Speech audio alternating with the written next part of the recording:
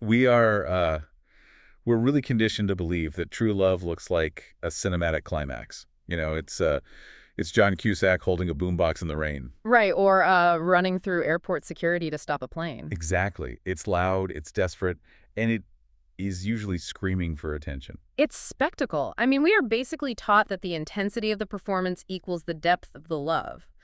But today, in this deep dive, we're looking at a source that argues the exact opposite. Yeah, it's a text called I Love You. Honest, internalized poem. Right. And frankly, it replaces that whole romance novel fantasy with something that feels a lot more like work. Hard work, but the good kind of work, I mean. The text explicitly states that love is not a performance and it's not a plea. So it's not this frantic energy trying to prove something to the other person. That is the core thesis here. The poem frames love as an internal state that steadies you. It's about emotional regulation, not chaos. Which is fascinating because if your love feels like a roller coaster, this author would argue that's not actually love. That is anxiety. Exactly. And that brings us to the physical cues, which really stood out to me. The writer says love lives first inside me. Meaning it happens before words. Yes. It is described as a physical sensation where the body literally softens when you think of the other person. It sounds lovely, but listen, think about the discipline that actually requires. To soften implies you are tense or guarded or defensive to begin with. The text locates love in the pause before I respond. And that split second is the difference between reacting out of your own trauma and actually seeing the person standing in front of you. That pause is where the real challenge lives. Yeah. Because it is incredibly easy to be loving when you are on a beach vacation. Oh, totally. It is significantly harder to find that pause when you are exhausted, the dishwasher was loaded wrong, and you just want to snap at someone. Precisely. That is why the poem calls it the discipline of staying kind. It defines love as restraint and patience.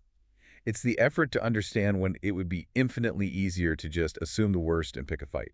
It also mentions the willingness to repair when I fall short. I really appreciate that honesty. Yeah, it admits that even with all this discipline, you are going to mess up. Love isn't about never fighting, it's about choosing again. Right. It's a cycle of rupture and repair, not a static destination where you live happily ever after. Speaking of happily ever after, we have to address how this text completely dismantles the Jerry Maguire philosophy. You mean the you complete me concept. Yes, this poem seems to think that is actually a recipe for disaster. It rejects it entirely. The text argues, I love you not because you complete me, but because something in me expands in your presence. That is such a vital shift for you listening. Think about it.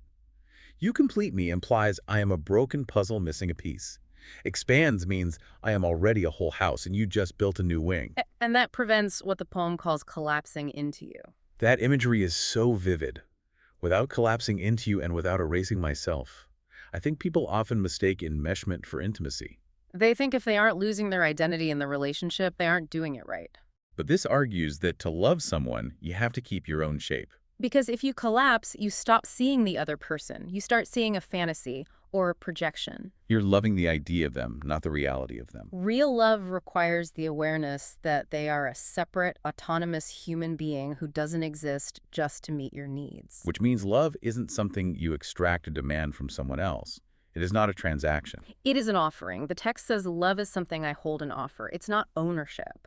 It's simply saying, I see you, I value you, and I am choosing to regulate my own emotions to create a safe space for you. So for everyone listening, this changes the entire metric. We have to stop looking for the grand gestures or the social media validation. The real test of love is, do you soften?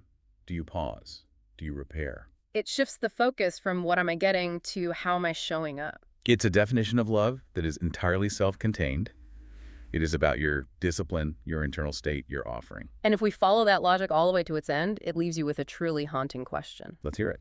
If love is truly an internalized discipline that asks for nothing in return, does that mean it is possible to love someone perfectly, fully, and completely, even if they never love you back,